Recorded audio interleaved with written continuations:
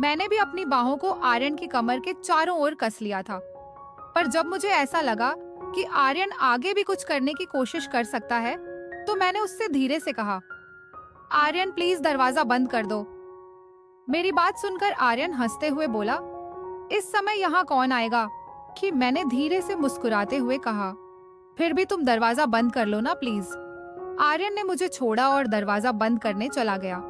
वापस आकर उसने फिर से मुझे अपने पास खींच लिया और जैसे वह मुझे अपनी बाहों में भरने लगा तो मैंने धीरे से कहा, आर्यन लाइट भी बंद कर लो प्लीज। और फिर हेलो दोस्तों, आज की इस रोमांचक कहानी में आप सभी का स्वागत है। काफी देर एक दूसरे में समाये रहने के बाद जब सब कुछ हो गया तो मैंने तुरंत ही आर्यन को पीछे हटने के लिए कहा। मेरा दिल जोरों से धड़क रहा था और मेरी सांसें भी बेकाबू होती जा रही थी। मैंने जैसे तैसे खुद को संभाला और आर्य को मेरे कमरे से बाहर जाने के लिए कहा। वह बिना कुछ कहे सर झुकाकर मेरे कमरे से बाहर चला गया। उसके जाते ही मैं कांपते हुए अपने बिस्तर से उठी और बाथरूम की तरफ चली गई। मेरा मन उलझनों से भर चुका था। मैं यही सोच रही थी कि एक शादीशुदा औरत होते हुए भी मैंने यह क्या कर दिया। एक शादीशुदा औरत होते हुए भी मैंने किसी और के से साथ संबंध बना लिए थे और वह भी मुझसे 10 साल छोटे लड़के से। ये सब सोचते हुए मेरा दिल बहुत जोरों से धड़क रहा था।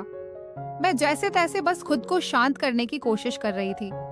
जो हुआ वह नहीं होना चाहिए था, लेकिन अब ऐसी परिस्थिति में मैं और कर भी क्या सकती थी।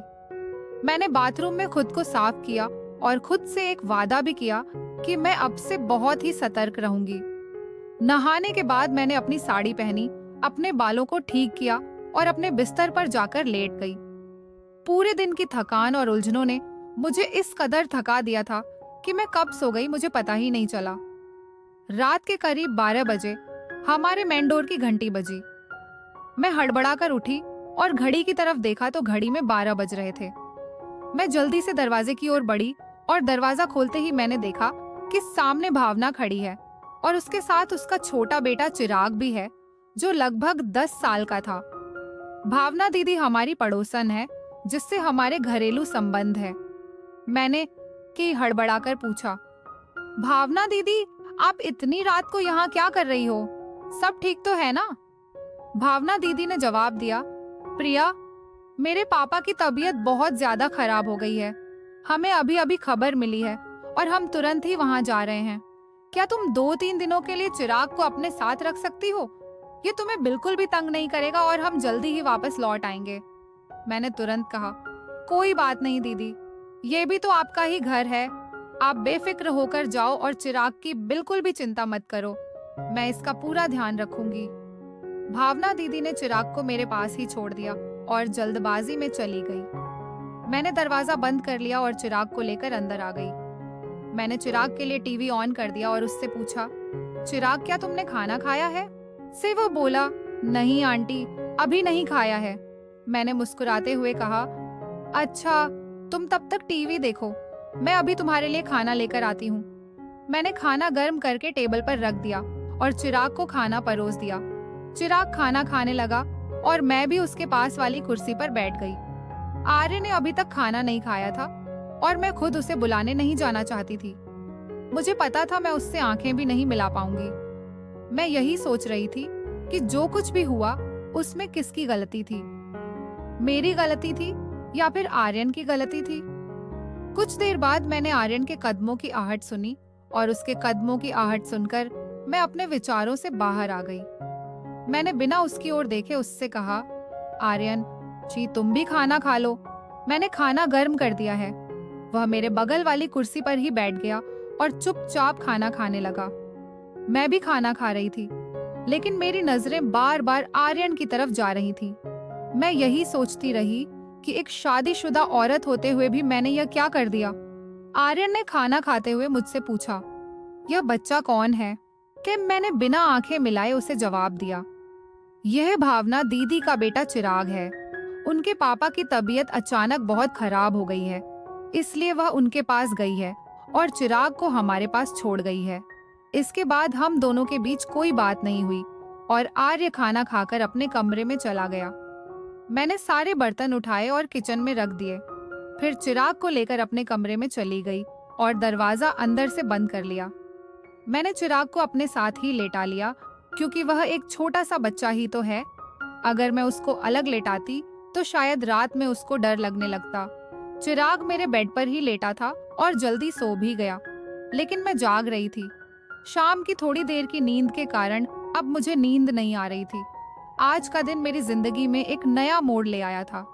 मेरे दिल और दिमाग के बीच लड़ाई चल रही थी। दिल कह रहा था कि आज जो भी हुआ है वह सही हुआ है, जबकि दिमाग इसे गलत ठहरा रहा था। मेरा दिल तो यह भी कह रहा था कि एक शादीशुदा और औरत होते हुए भी मैं एक अधूरी सी जिंदगी जी रही थी, और अगर किस्मत ने मेरे लिए कोई रास्ता खोला तो इसमें क्या बुराई है। मैं अपने इन्हीं ख्यालों में खोई हुई थी कि अचानक से मेरे कमरे के दरवाजे पर दस्तक हुई। घर में मेरे और चिराग के अलावा सिर्फ आर्यन ही था, तो इसका मतलब दस्तक देने वाला आर्यन ही हो सकता था।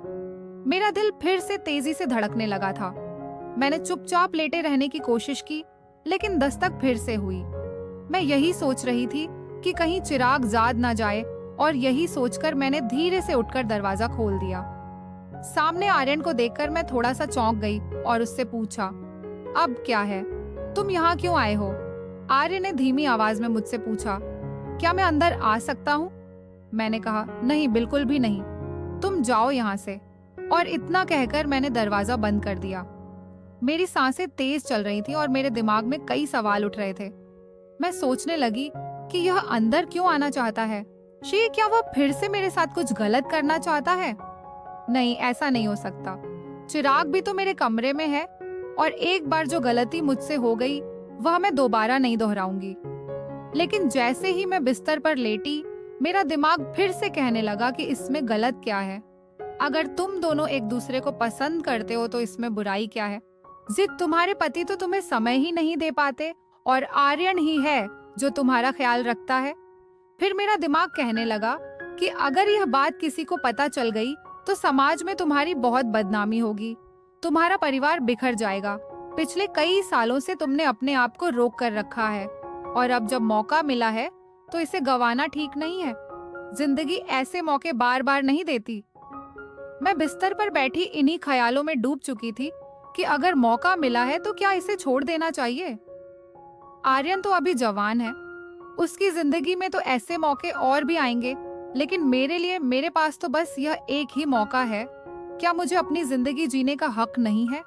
मैं इन्हीं विचारों में उलझी हुई थी। मेरे दिल और दिमाग के बीच जंग हो रही थी। आखिरकार मेरे मन की आवाज ने मेरे दिल की आवाज पर जीत हासिल कर ली। मुझे आर्यन के प्रति अपने पिछले व्यवहार के बारे में सोचकर अफसोस सा होने लगा। मैंने उसे बहुत ही गुस्से से अपने कमरे से भगाया था, और इस बात का मुझे बहुत ही दुख हो रहा था। मैं मुस्कुराते हुए अपने बिस्तर से उठी और अलमारी में से एक आकर्षक लाल रंग का जोड़ा निकालकर पहनने का विचार किया, और फिर बाथरूम में जाकर कपड़े बदल दिए। कपड़े बदलने के बाद मैं अपने कमरे में आई, और कमरे में आकर मैंने अपना हल्का फुल्का सा मेकअप कर लिया। मैंने अपना लाल रंग वाला जोड़ा पहन लिया था और ऊंची हील वाली सैंडल भी पहन ली थी। मैं बहुत ही सुंदर लग रही थी, और मैं यह सोचकर मुस्कुरा रही थी कि अगर आर्यन मुझसे नाराज भी हो गया होगा तो वह मुझे इस तरह देखकर बहुत ही खुश हो जाएगा। मैंने देख लिया था कि चिराग गहरी नींद में सो रहा है।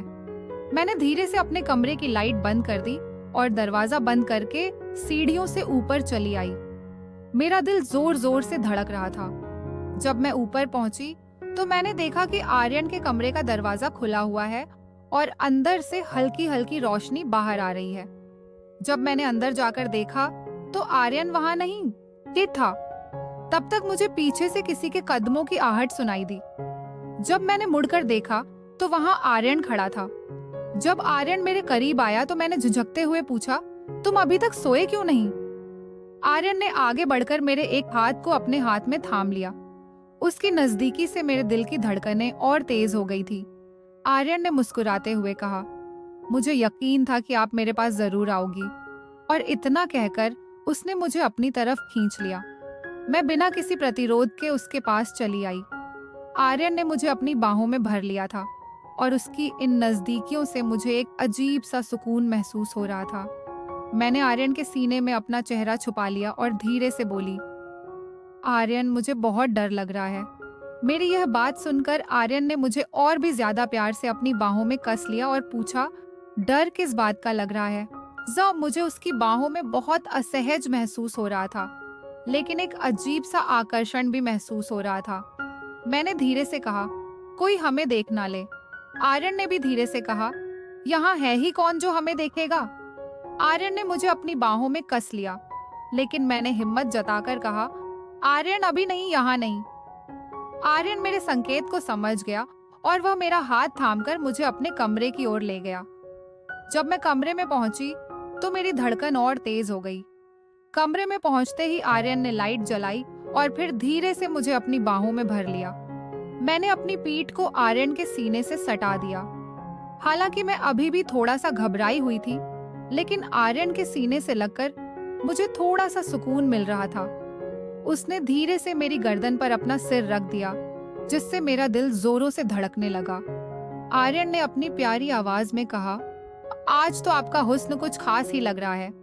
आर्यन के होठ मेरी गर्दन पर और उसका एक हाथ धीरे धीरे मेरी कमर के आसपास घूम रहा था।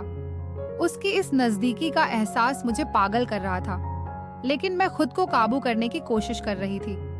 मैंने यह सब पहले कभी भी महसूस नहीं किया था। आर्यन ने मुझे चूमते हुए कहा, आपकी खूबसूरती ने तो मुझे घायल ही कर दिया है। फिर उसने अपने हाथ में पकड़े हुए ग्लास को मेरे होठों के पास ले जाकर कहा, इसमें जो भी है वह थोड़ा सा पी लो। मैंने उसे मना करते हुए कहा, नहीं आर्यन, मैंने पहले कभी भी नहीं पी है। और यह कहकर मैंने गिलास को अपने होठों से दूर कर दिया। उसकी मीठी बातों से मेरी सारी हिचकिचाहट दूर हो गई और आर्यन ने जैसे ही गिलास को फिर से मेरे होठों के पास लाया तो मैंने कुछ घूंट ले लिए। शुरुआत में मुझे उसका स्वाद थोड़ा कड़वा सा लगा, लेकिन कुछ और घूंट पीने के बाद इसका स्वाद मुझे अच्छा लगने लगा था। इस दौरान आर्यन एक हाथ से मेरे कंधे को हल्के से छूते हुए धीरे धीरे ग्लास में मौजूद सारी शराब मुझे पिलाता रहा। थोड़ी देर में वह मेरी तरफ देखते हुए बोला, आज तो आप बहुत ही सुंदर लग रही हो। इन हाई हील्स में आपके नाजुक पैर बहुत सुंदर लग रहे हैं। अब धीरे धीरे मुझे भी शराब का असर होने लगा था।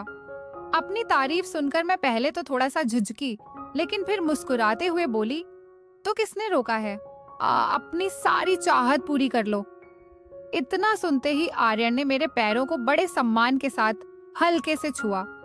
यह सब देखकर मुझे यकीन ही नहीं हो रहा था कि कोई मुझे इतनी गहराई से पसंद कर सकता है कि मेरे पैरों को भी इस कदर से सरा रहा है। आर्यन ने मुझे अपनी बाहों में ले हल्के हल्के मेरी गर्दन पर चुंबन देना शुरू कर दिया। मैं भी आर्यन की बाहों में एक सुकून महसूस कर रही थी। शराब का हल्का हल्का असर मेरी खुशी को और भी बढ़ा रहा था। मैंने भी अपनी बाहों को आर्यन की कमर के चारों ओर कस लिया था। पर जब मुझे ऐसा लगा कि आर्यन आगे भी कुछ करने की कोशिश कर सकता है, तो मैंने उससे धीरे से कहा, आर्यन प्लीज दरवाजा बंद कर दो। मेरी बात सुनकर आर्यन हंसते हुए बोला, इस समय यहाँ कौन आएगा? जी, मैंने धीरे से मुस्कुराते हुए कहा, फिर भी तुम दरवाजा बंद कर लो ना प्लीज। आर्यन ने मुझे छोड़ा और दरवाजा बंद करने चला गया। वापस आकर उसने फिर से मुझे अपने पास खींच लिया और जैसे वह मुझे अपनी बाहों में भरने लगा तो मैंने धीरे से कहा, आर्यन लाइट भी बंद कर लो प्लीज। लाइट बंद होने के बाद हम दोनों एक दूसरे में समा गए और सारी रात ऐसे ही गुजर गई। अब मैं अपनी जिंदगी में खुश थी कि मुझे अकेले इतनी बड़ी जिंदगी नहीं गुजारनी पड़ेगी। कमेंट करके जरूर बताइएगा कि आपको ये कहानी कैसी लगी। अगर आपको ये कहानी पसंद आई हो तो इसे लाइक करें और अपने दोस्तों के साथ भी शेयर करें। आगे भी ऐसी रोमांचक कहानियों के लिए हमारे चैनल को सब्सक्राइब करें और बेल आइकन दबाना ना भूलें।